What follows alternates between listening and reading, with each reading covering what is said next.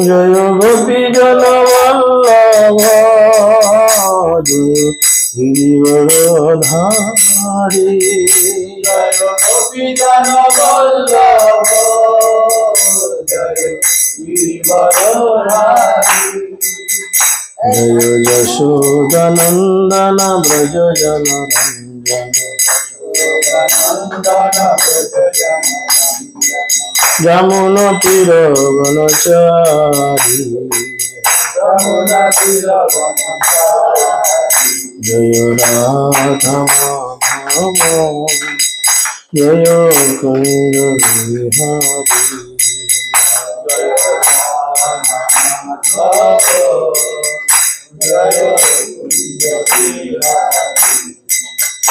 হরে কৃষ্ণ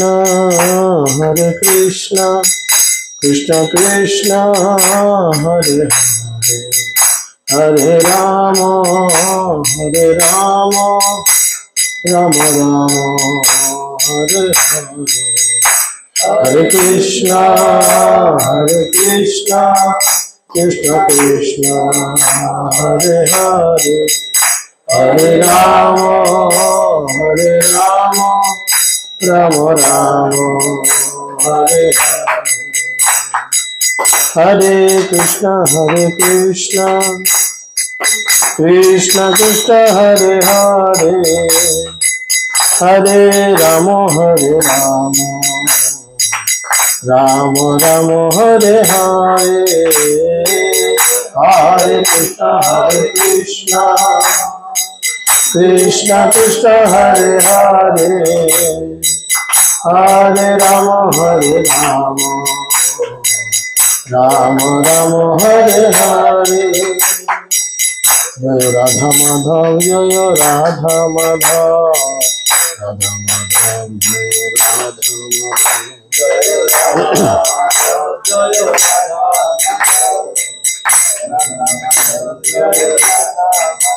জয় গৌর নিতাই পঞ্চতত্ত্ব জয় গৌর নিতাই জয় জয়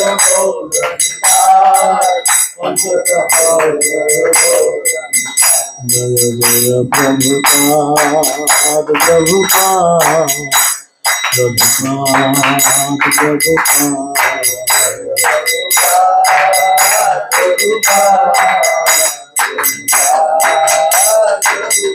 জয় জয় গুরুদেব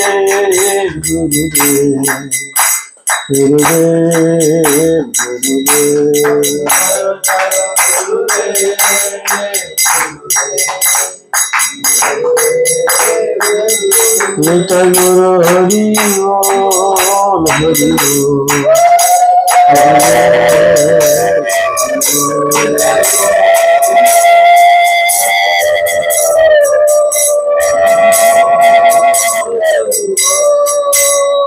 निताय गौर प्रेमानंदे ओम ज्ञानं तिमिरन्धस्य ज्ञानाञ्जनशलाकया चक्षुरुन्मीलितं येन तस्मै श्रीगुरवे नमः नमोऽयं विष्णुपादाय कृष्णपृष्ठाय भूतले श्रीमते जयवतका स्वामिनिति नामिने नमाचार्यपादाय निताय गौरपदायिने गौरकथाधामदाय नगरग्रामोत्तारिणे नमोऽयं विष्णुपादाय कृष्णपृष्ठाय भूतले श्रीमते भक्तिवेदान्त स्वामिनिति नामिने नमस्ते सरस्वती देवे गौरवाणी प्रचारिणे निर्विशेष शून्यवादे पश्चात्तदेशतारिणे जय श्री कृष्ण चैतन्य प्रभु नित्यानंद श्री अद्वैत गदाधर शिवासदि गौरभक्तवृंद हरे कृष्ण कृष्ण कृष्ण हरे हरे हरे राम राम राम हरे हरे মুখং করতি বাচলং পঙ্গম লঙ্ঘয়তে গিরিম যৎকৃপাতমহং বন্দে শ্রীগুরুং দীনতারিণং পরমানন্দ মাধবম শ্রীচৈতন্য ঈশ্বরম শ্রীচৈতন্য মনোভীষ্টং स्थापितं जन भूतले स्वयं रूप कदा मह्यं ददाति स्वपदान्ति नित्यप्राय स्वभद्रेषु नित्यं भगवतो सेवया भगवते उत्तम श्लोके भक्तिर्भवति निश्चय। जय श्री कृष्ण चैतन्य प्रभु नित्यानंद श्री अद्वैत गदाधर शिवासदि गौर भक्तवृंद। हरे कृष्ण कृष्ण कृष्ण हरे हरे हरे राम राम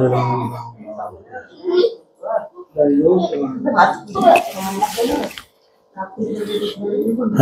कृष्ण। हरे कृष्ण। सकल के आंतर्जातिक कृष्ण भावनामृत संघ तथा इस्कन नामट्टर पक्ष থেকে প্রীতি শুভেচ্ছা এবং অভিনন্দন। যতদূর মনে পড়ে আপনাদের বাড়িতে বোধহয় প্রথম দিনে প্রদীপদান হয়েছিল না? আমি আসতে পারিনি, শরীর খারাপ ছিল, ক্ষমা করবেন আমাকে, আসতে পারিনি আমি। তো যাই হোক, আমার বড় সৌভাগ্য আপনারা কৃপা করে আমাকে সুযোগ দিয়েছেন আরেকবার আপনাদের কাছে এসে ভগবানের কথা শোনানোর জন্য। তো শাস্ত্র সিদ্ধান্ত এই যে সাধু গুরু বৈষ্ণব বা বড় বড় মুনিরা তারা বলছেন, ধর্মপথে থাকি করো জীবন যাপন ভাই, হরিনাম করো সদাই, হরি বিনা বন্ধু নাই বন্ধু নাই বন্ধু নাই। তো সকলকে বারবার অনুরোধ করছেন সাধুগুরু বৈষ্ণব যে তোমরা ধর্মপথে থাকো, আর ধর্মপথে থেকে জীবন যাপন করতে বলছেন।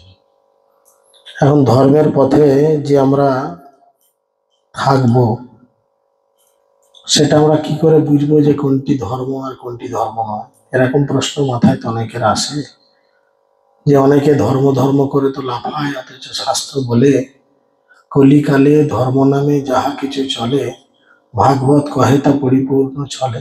এই কলিযুগে ধর্মের নাম করে বিভিন্ন জায়গায় বিভিন্ন রকম ভুল ভ্রান্তি হয়, বিভিন্ন জায়গায় মানুষকে লোক ঠকানোর ব্যবসা তৈরি হয়। তো প্রকৃত ধর্ম কোনটা সেটা জানার জন্য আমাদের হিন্দুদের যে ধর্মগ্রন্থ, সকলে জানেন আমাদের ধর্মগ্রন্থের নাম? জানেন কি বলেন তো? ধর্মগ্রন্থ, আমি বইটার নাম বলছি, শ্রীমদ্ ভগবদ গীতা। বুঝেছেন? খুব ভালো। অনেক জায়গায় এই উত্তরটাও পাই না আমরা। অনেক জায়গায় কিছু মানুষ হাঁ করে বসে থাকে, তারা বলতেই পারে না যে হিন্দুদের ধর্মগ্রন্থের নাম কি, তাই না? তো দেখুন, গীতা মানে ভগবানের মুখনিষ্কৃত গান, এক ধরনের গান বা এক ধরনের উপদেশাবলী। তো ধর্ম কাকে বলছে না? শাস্ত্র বলছে ধর্ম তু সাক্ষাৎ ভগবত প্রণীতম। ধর্ম বলতে কোনটি না? যেইটি ভগবান স্বয়ং নিজের মুখে বলে গেছেন। এখন ভগবানের কোথায় কি বলেছে পাওয়ার জন্য গীতা খুলুন। গীতাতে ভগবান প্রায় 540টির মতো শ্লোক উপদেশাবলী আমাদের দিয়েছেন। কিভাবে আপনি জীবনযাপন করবেন, কিভাবে আপনি ঘুমাবেন, আপনি কিরাম আচরণ করবেন, কি খাবার দাবার খাবেন, কিভাবে রান্না করবেন, রান্নার কতক্ষণের মধ্যে খাবেন, উত্তরায়ণে মৃত্যু হলে কি গতি হয়, দক্ষিণায়নে মৃত্যু হলে কি গতি হয়, দেহ আত্মার মধ্যে কি পার্থক্য, কিভাবে আমরা নিজেদের ভক্ততে পরিণত করব। একদম কমপ্লিট গাইড বুক।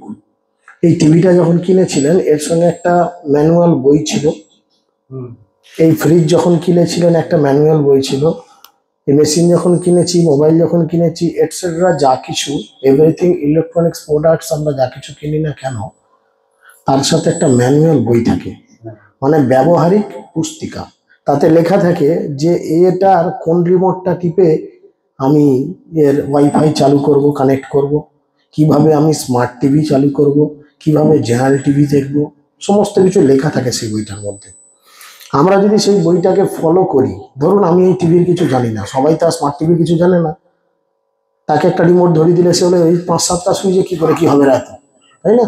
কিন্তু যারা এর ব্যবহারটা জানে, একটু ঘুরি দাও একটা, যারা এর ব্যবহারটা জানে, যারা এর ব্যবহারটা জানে বা বই পড়ে যারা জেনেছে, ও এই হলদে সুইচটা 3বার টিপলে এই অপশন খোলে, 2বার টিপলে এই অপশন খোলে, তারা কিন্তু ঝপঝপ করে বার করে আপনাকে করে দেখিয়ে দেবে, হ্যাঁ কি না? তাহলে এই টিভিটি ঠিক মতো পরিচালন করার জন্য একটা ব্যবহারিক পুস্তিকা নিশ্চয়ই ছিল। ঠিক সেরকম এই সোনি কোম্পানি এই টিভিটা তৈরি করে এই টিভিটা যাতে সুষ্ঠুভাবে চালানো যায়, দেখা যায় বা আনন্দ উপভোগ করা যায় টিভিটা দেখে, তার জন্য একটা ব্যবহারিক পুস্তিকা সোনি কোম্পানি দিয়ে দিয়েছে এর সাথে। ঠিক সেরকম এই জগৎ বানিয়েছেন কে? ভগবান। দিদি দাদা তো কেউ না, এটা তো মানেন। এই সমগ্র জগৎ বানিয়েছেন ভগবান। তো ভগবান এই জগৎ বানিয়ে একটা ম্যানুয়াল বুক দিয়েছেন। সেই ম্যানুয়াল বুক তার নাম হচ্ছে শ্রীমদ্ ভগবদ গীতা যথাযথ। সেখানে বলে দিয়েছে যে আপনাকে এত বড় যে একটা প্রোডাক্ট দিলাম, পৃথিবীর মতো এত বড় যে একটা প্রোডাক্ট দিলাম, আপনি কি পদ্ধতিতে এই প্রোডাক্টটাকে ব্যবহার করবেন, কি পদ্ধতিতে ব্যবহার করলে তোমার কোনো ডিস্টার্ব হবে না। কারেন্টের প্লাগটা কোথায় লাগালে তুমি ঝটকা খাবে না, ঝটকা খাবে না মানে কি তোমার বিপদ হবে না, কষ্ট হবে না। ঠিক সেরকম পৃথিবীতে তুমি এসেছো, দুর্লভ মানব জন্ম লোভিয়া সংসারে, কৃষ্ণ না ভজিলি দুঃখ কহিবি কাহারে। এই দুর্লভ মানব জীবন লাভ করলাম আর কৃষ্ণ ভজনা করলাম না। জীবনে এর থেকে বড় দুঃখ মানুষের কাছে বলার মতো আর কিছু দুঃখ থাকে? দেখুন, আমরা বিভিন্ন সময় বিভিন্ন বাবা মা পেয়েছি, পাইনি? যখন আমি কুকুর হয়ে জন্মেছি আমার একটা মা বা বাবা তো ছিল, হ্যাঁ হয়তো আধার কার্ডে বাবা মার নাম থাকেনি, কিন্তু ছিল তো, এটা তো মানতে হবে। আবার যখন গরু হয়ে জন্ম নিয়েছি তখনও তো আমার একটা বাবা মা ছিল, হ্যাঁ হয়তো আমার বাবার পরিচয়টা ঠিক থাকেনি, কিন্তু ছিল তো, কারুর না কারুর ঔরসে তো আমি জন্মেছি। এরকম 84 লক্ষ জীবন ঘুরে আসার পরে আমরা এই দেবতাদেরও দুর্লভ মানব দেহ পেয়েছি। এই দেহ শুধু দুর্লভ নয়, সুলভ নয়, সুদুর্লভ, যেটা একবার যদি ফসকে যায় দ্বিতীয়বার পাওয়ার জন্য 84 লক্ষ বার ওয়েট করতে হবে। প্রমাণস্বরূপ ওই ঘড়িটার দিকে তাকান, তাকান সবাই তাকান, ওই যে সেকেন্ডের কাঁটাটা ঘুরছে দেখতে পাচ্ছেন, ওই যে এরপরে 15 নম্বরের ঘর পেরোচ্ছে, এরপরে আবার 15 নম্বর ঘরে ফিরে আসতে গেলে ওকে কতগুলো ঘর টপকে তবে 15 আবার আসবে, আবার 59টা ঘর পেরিয়ে তবে আবার 15 ঘরে আসবে, হ্যাঁ কি না? ঠিক সেরকম মানব দেহ হচ্ছে মোক্ষদ্বার, মানব শরীরকে বলে মোক্ষদ্বার। যে শরীর লাভ করে আমরা মোক্ষ লাভ করে ভগবানের কাছে ফিরে যেতে পারি। কিন্তু যদি এটার প্রকৃত সদ্ব্যবহার না করি কি হবে? ওই ঘড়ির কাঁটা যেমন 15 ঘরে থামলো না, বেরিয়ে গেল, আবার 15 ঘরে আসতে গেলে গোটাটা ঘুরে আসতে হবে। সেরকম আবার দ্বিতীয়বার মানব জীবন পাওয়ার জন্য আমাদের 84 লক্ষ বার জন্ম নিতে হবে।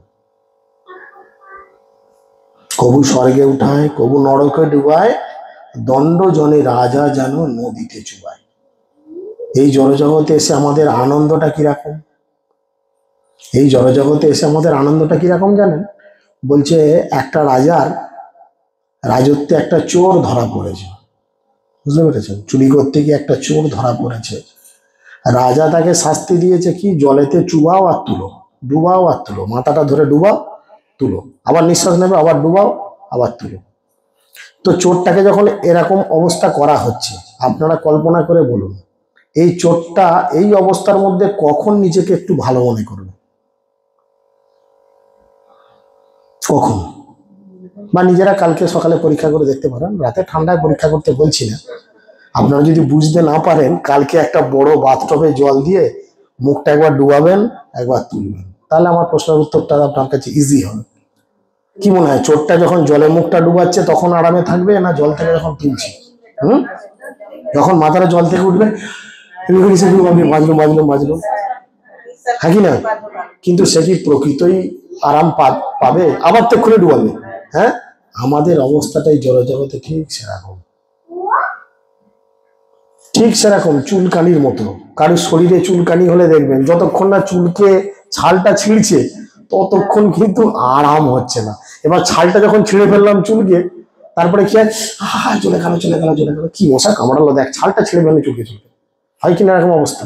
এই জড়জগতের আরাম হচ্ছে ঠিক চুলকানির মতো। শ্রী বহুপাদ বলছেন জড়জগতের আরামটা হচ্ছে চুলকানির মতো, যেটা প্রথমে মনে হয় কি আরাম কি আরাম, বিকৃত করিয়া মুখ চুলকাইতে বড়ই সুখ, একদম চুলকাচ্ছে, কি আরাম কি আরাম, আর যখন ছালটা নোকের সঙ্গে উঠে গেল ব্যাস। তো এই জড়জগতে আমরা আরাম খুঁজি, তাই না? আমরা সবাই আরাম খুঁজি। কেউ এত সুন্দর বাড়ি বানিয়ে এসি, সেন্ট্রাল এসি লাগিয়ে, মার্বেল মোজাইক ঘর করে, ইত্যাদি ইত্যাদি সব কিছু করে, ঘরের মধ্যে এভরিথিং সুযোগ সুবিধা করে, কেন না আমরা একটু আনন্দ খুঁজছি, সুখ খুঁজছি। কিন্তু দেখা যায় প্রকৃত আনন্দ আসছে না, আসছে না। কেন না, আমরা যদি আনন্দ নামক ট্রান্সফরমার তারে হুক মারি তবে তো জ্বলবে। আগেকালকার দিনে হুকিং হতো গ্রামগঞ্জে, দেখেছেন, শহরেও হতো, আমাদের আর টাউনে হতো হুকিং হতো না। আগে যখন খোলা তার ছিল, একটা সে নারকেলের ডিপে মুখে গলিয়ে দিল, তারে বাঁশের ডগা করে লাগিয়ে দিল, হুকিং।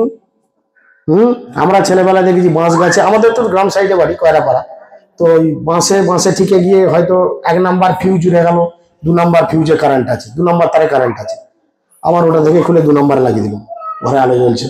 তার মানে কি, ঘরে আমার ভালো লাইটের জন্য যেইটাতে ভালো সাপ্লাই আছে তাতে জুড়লে তবে ঘরে লাইট ভালো জ্বলবে। ঠিক সেরকম আমরা যদি জীবনে আনন্দ পেতে চাই, তাহলে আমাদের আনন্দ নামক ট্রান্সফরমার যে তার, তাতে হুক মারতে হবে। তবে তো আনন্দ পাবো, হ্যাঁ কি না? আর যদি তাতে হুক না মারি, উল্টো পাল্টা জিনিসে হুক মারি, তাহলে কি হবে?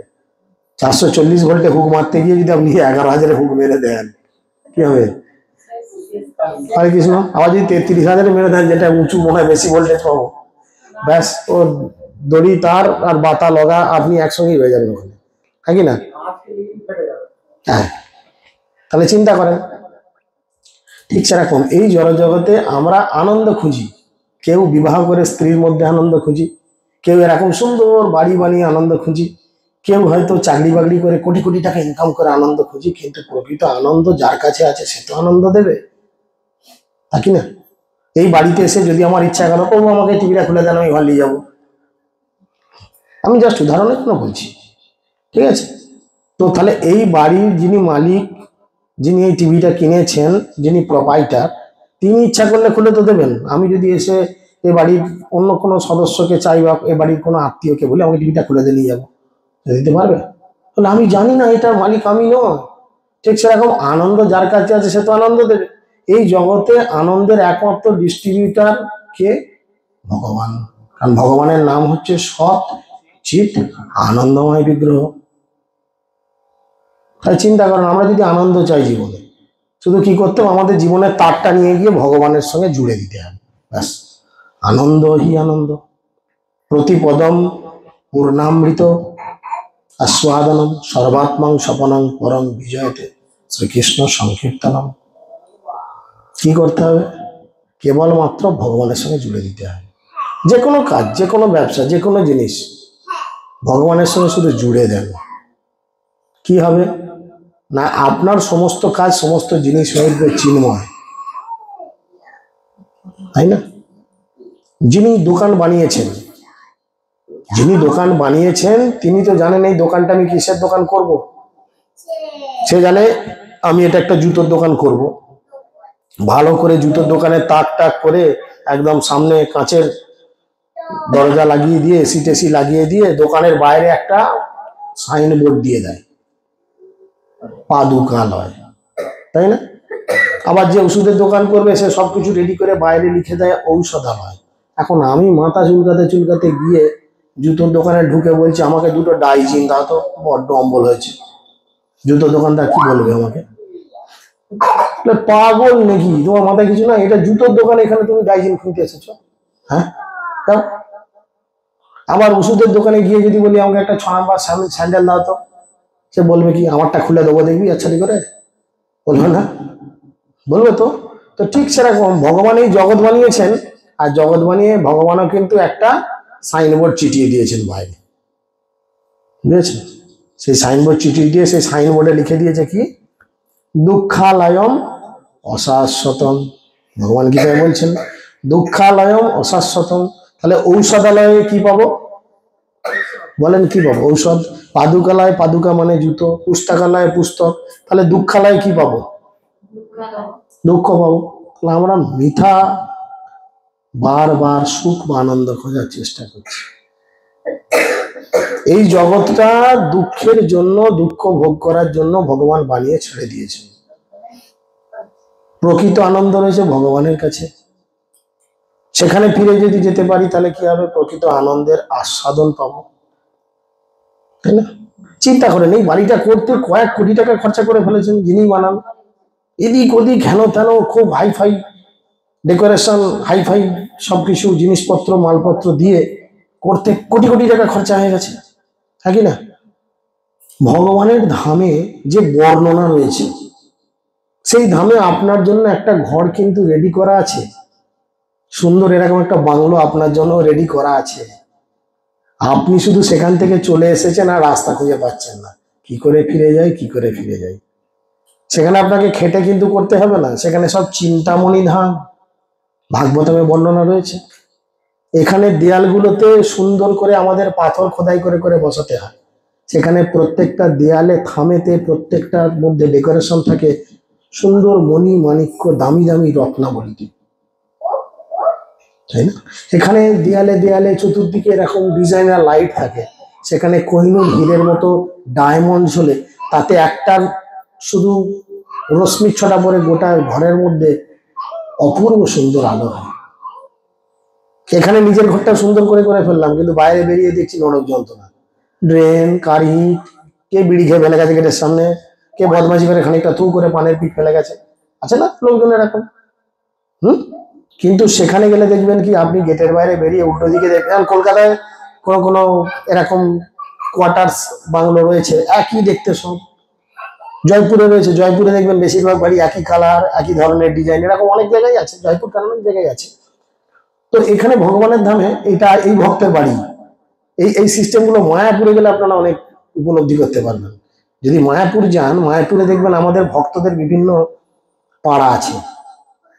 সেই পাড়াতে আপনি যখন যাবেন বলবে এইটা নারুগোপাল প্রভুর বাড়ি, ওটা অমুক প্রভুর বাড়ি, ওটা ওই প্রভুর বাড়ি, সেটা রায়পুর বাড়ি। তার মানে কি, আপনি যে বাড়িতে ঢুকবেন সে বাড়িতে শ্রী শ্রী রাধা মাধব বা গৌরনিতাই সেবিত হচ্ছেন।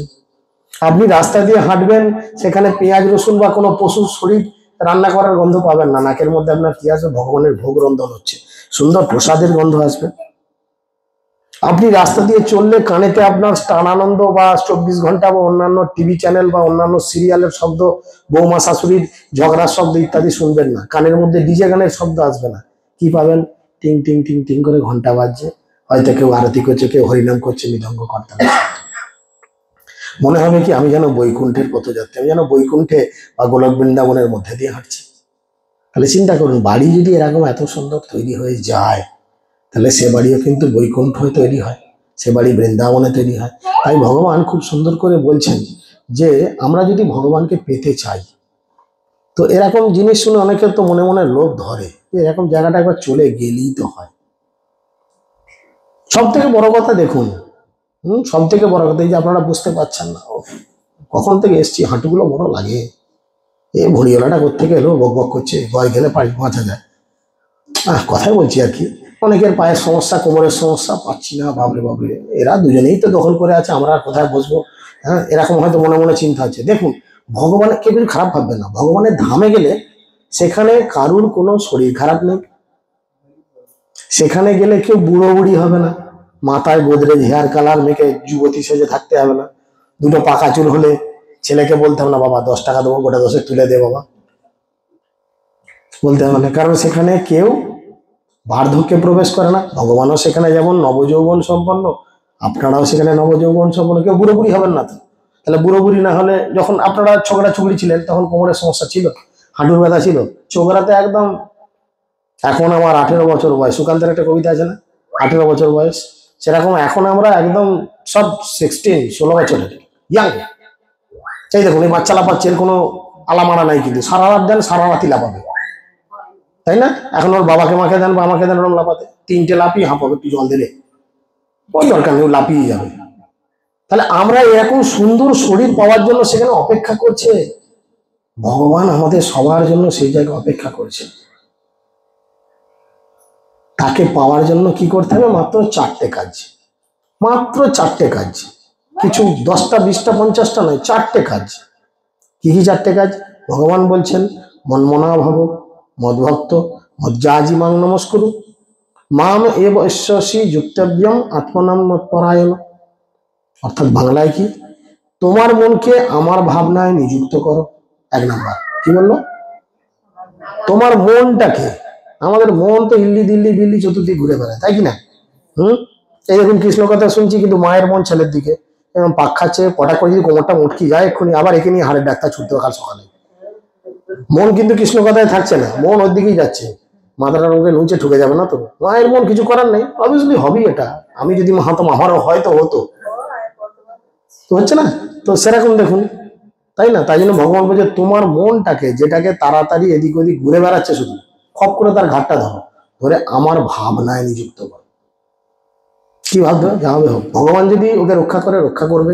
রাখে কৃষ্ণ মারে কে, মারে কৃষ্ণ রাখে কে, ভগবানকে রক্ষা করলেও রক্ষা হবে, কিচ্ছু হবে, মাথা ঢুকে পড়ে গেলেও কিছু হবে না।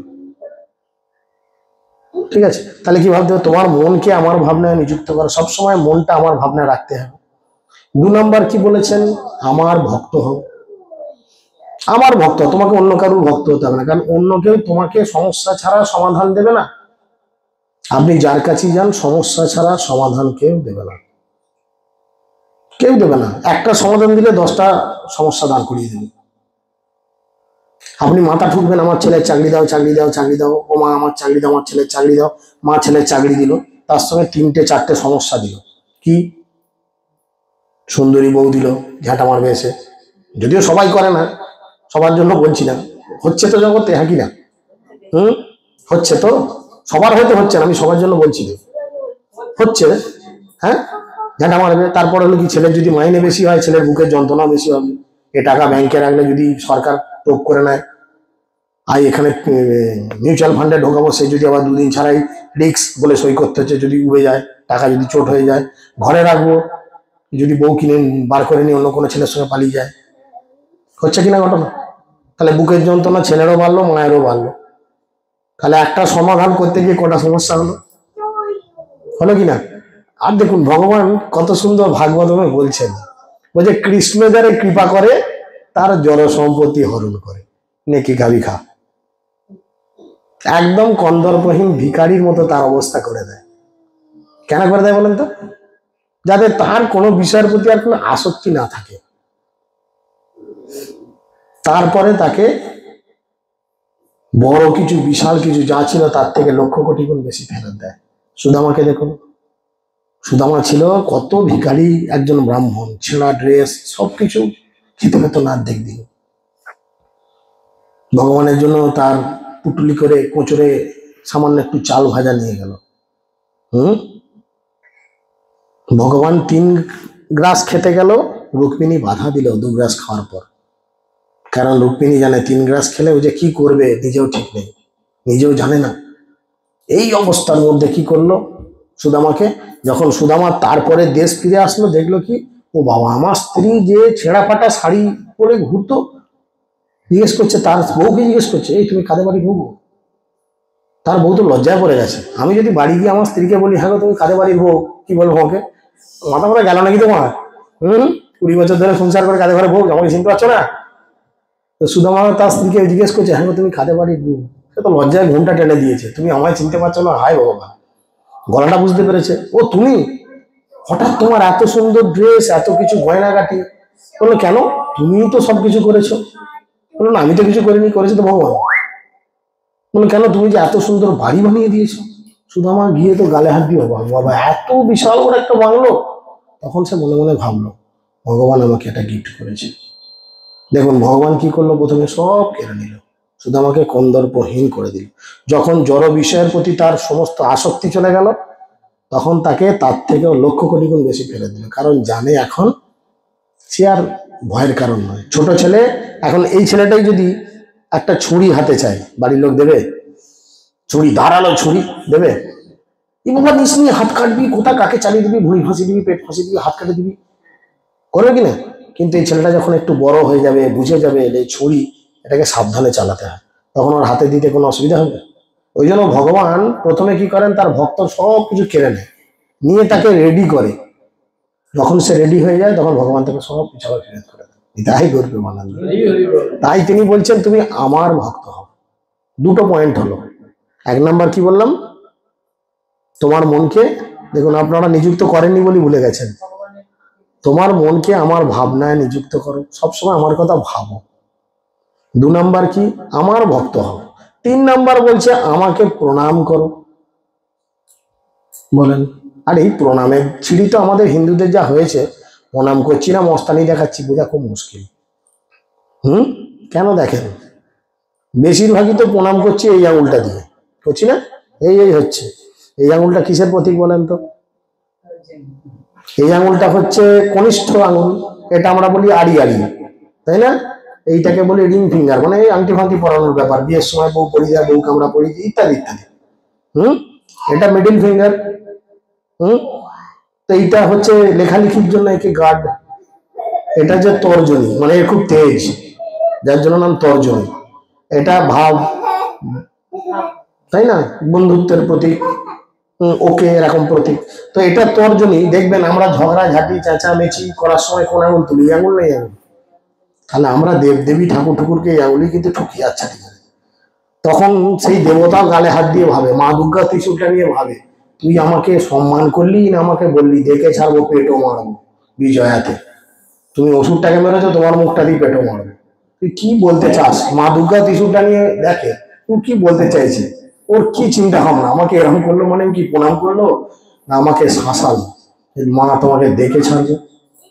দেবদেবীরাও কনফিউশনে পড়ে যায় প্রণাম করার চিন্তা। কিন্তু এখন শাস্ত্র বলে, ওই জন্যই শাস্ত্রকে অধ্যয়ন করা দরকার। শাস্ত্র কি বলে যে প্রণাম দুরকম, পঞ্চাঙ্গ আর দণ্ডবত। পঞ্চাঙ্গ মানে হচ্ছে কি, যেমন হাঁটু গেড়ে আমরা এসে করলাম প্রণাম, এটা মহিলাদের জন্যই প্রযোজ্য। আর দণ্ডবত হচ্ছে যে ছেলেটা যেমন শুয়েছে, ভগবানকে বাঁদিকে রেখে একদম চিত হয়ে উপুর হয়ে শুয়ে যেতে হয়, একটা লাঠির মতো। দণ্ড মানে লাঠি, বত মানে তার মতো, ঠিক আছে? তাহলে প্রণামের এটা হচ্ছে সিস্টেম। কিন্তু আমরা কেউ কেউ নেতা নেত্রীদের মতো এরকম তুলে দিলুম, কেউ কেউ দাঁড়িয়ে দাঁড়িয়ে এরকম দিয়ে দিলুম, কেউ কেউ তো আরো ভ্যারাইটিস দেয়, আর তো কত কি বলবো। ভগবান বলছে আমাকে প্রণাম কর, কারণ প্রণামের কি মহিমা ভাগবতমের একাদশ স্কন্ধে খুব সুন্দর করে ভগবান বর্ণনা করেছে। বড় ক্লাস, ছোটের উপর বলা যায় না। আর 4 নাম্বার বলছে আমার পূজা করো। 4টে কাজ তুমি করো। 1 নাম্বার আমার কথা সবসময় ভাবো। 2 নাম্বার কি বললো বলেন, আমার ভক্ত হও। 3 নাম্বার কি বললো, মজ্জাজি মানে আমাকে প্রণাম করো। 4 নাম্বার কি বললো, আমার পূজা করো। যদি তুমি 4টে কাজ করো, দেখুন ভগবান গ্যারান্টি দিচ্ছে, আমি কিন্তু না। যাদের কাছে গীতা রয়েছে 9ম অধ্যায় 34 নম্বর শ্লোক খুলে পড়ে দেখতে পারেন। 9 নম্বর অধ্যায় 34 নম্বর শ্লোক ভগবান বলছে, এভাবে মত পরায়ণ হয়ে সম্পূর্ণরূপে আমাতে অভিনিবিষ্ট হলে নিঃসন্দেহে তুমি আমাকে লাভ করবে। খুব কঠিন, খুব কঠিন। 4টে কাজ মাত্র, সবসময় ভগবানের কথা চিন্তা করা। দেখুন আপনি যদি পরপুরুষের কথা চিন্তা করেন, তাহলে লোকে আপনাকে কি বলবে, নোংরা, বাজে, অভদ্র ইত্যাদি নোংরা অ্যালিগেশন দেবে। কিন্তু পরপুরুষের কথা চিন্তা না করে যদি আপনি পরম পুরুষের কথা চিন্তা করেন, কেউ কিছু বলবে? আপনার স্বামীও আপনাকে কিছু বলবে না। পরম পুরুষকে ভগবান কৃষ্ণ, তার কথা যদি চিন্তা করেন কোনো চাপ নাই, না আপনার বাড়ির লোক কিছু বলবে, না আপনার স্বামী কিছু বলবে, না পাড়ার লোক কিছু বলবে, ভগবানের কথা চিন্তা করছে। তাহলে দেখেন, আমার স্ত্রী আমার কথাও চিন্তা করে, আবার ভগবানের কথাও চিন্তা করে। আমার কোনো রাগ আছে? কোনো চাপ নাই, চালিয়ে যাও। এখানে যারাই রয়েছে তাদের স্ত্রীরাও কিন্তু, এরা সবাই বিবাহিত, এদের স্ত্রীরাও কিন্তু এদের কথা যেমন চিন্তা করে ভগবানের কথা চিন্তা করে। জিজ্ঞেস করো যে আমি তোমাদের বইয়েরা ভগবানের কথা ভাবে? তোমরা কিছু বলো না, রাগ ধর না, তোমাদের কথা বাদ দিয়ে ভগবানের কথা ভাবে। আর রাগ করলেও কিছু করার তো নেই, সে তো জগতের মালিক, তার কথা চিন্তা করতেই পারে, কারো কিছু বলার নেই। সেই জন্য তিনি বলছেন যে এইভাবেই মত পরায়ণ হলে সম্পূর্ণরূপে তুমি আমাতে অভিনিবিষ্ট হলে নিঃসন্দেহে তুমি আমাকে লাভ করবে। আর যদি ভগবানকে আপনি লাভ করেন কি হবে? ভগবানকে লাভ করলে কি হবে? আগে যে বর্ণনাগুলো করলাম, বুড়ো বুড়ি হতে হবে না, ছেলে বৌমাকে বলতে হবে না বাবা ডাক্তারের কাছে একটু অ্যাপয়েন্টমেন্টটা করে দে, দাঁতের গোড়াটা কি ফুলেছে, চোখটা কম দেখছি, মাজার বড় যন্ত্রণা। ওখানে কোনো চাপ নাই, কারণ ওখানে রোগ জ্বালা বলতে কিছু নেই, ওয়েদারের কোনো ঝামেলা নেই। সামান্য দেখুন না, যারা প্লেনে চেপেছে তারাই এই বিষয়টি বুঝে। মাটি থেকে মাত্র কয়েক কিলোমিটার উপর পর্যন্ত মেঘ, তাই না? প্লেন যখন মেঘের উপরে উঠে যায় তখন আর মেঘের কোনো অস্তিত্ব থাকে? তাহলে কি ধরুন এই যে আয়লা লাইলা বিশাল কিছু আসছে নিম্নচাপ, জাস্ট ইমাজিন করুন তখন যদি প্লেন নিয়ে আপনি উপরে উঠে যান, তাহলে আপনার উপরে ঝড় জল বৃষ্টি করবে? আর হ্যাঁ, সামান্য মাটি থেকে সামান্য কয়েক কিলোমিটার উঠে গেলে যদি এরকম হয়, এখান থেকে যদি আমি গোলক বৃন্দাবন যাই সেখানে কি তার থেকে ভালো কিছু পাবো না? ভগবান আমাদের জন্য সবকিছু সাজিয়ে রেখেছে, শুধু বাড়িটায় গিয়ে ঢোকা দরকার। এই দুর্লভ জীবন লাভ করে ভগবানের সেবা করা উচিত, আর যদি আমরা তা করতে পারি আমাদের জীবন সফল হবে। শাস্ত্রে বলে জনম সফল তার, জীবনে একবার কৃষ্ণ দর্শন হইয়াছে যাহার। জীবন তার সফল যে জীবনে অন্তত একবার কৃষ্ণকে চোখ দিয়ে দেখেছে। বিকশিয়া হৃদনয়ন করি কৃষ্ণ দর্শন, ছাড়ে জীব চিত্তের বিকার। আমাদের চিত্ত বিকারগ্রস্ত হয়ে গেছে, তাই আমরা নিজেদের কেউ বলি ডাক্তার, কেউ বলি ইঞ্জিনিয়ার, কেউ বলি প্রফেসর, কেউ বলি বড় ব্যবসাদার, কেউ বলি আমি মেয়ে, কেউ বলি আমি ছেলে, কেউ বলি আমি অমুক তুসুক। কিন্তু আমাদের একটাই পরিচয়, কি? আমরা ভগবানের চাকর বা চাকরানি। লিঙ্গ ভেদে স্ত্রীরা হচ্ছে চাকরানি, মানে গোদা বাংলায় ঝি, আর আমরা হচ্ছে চাকর। এটাই হচ্ছে আমাদের পরিচয়। আর এইটা যে যত তাড়াতাড়ি রিয়েলাইজেশন করবে, উপলব্ধি করবে, তার ততটাই মঙ্গল। তারই জড়জগতের ত্রিতাপ দুঃখ কষ্ট জ্বালা যন্ত্রণা থেকে সে ততটাই মুক্তি লাভ করতে পারবে। হরে কৃষ্ণ কৃষ্ণ কৃষ্ণ হরে হরে, হরে রাম রাম রাম হরে হরে।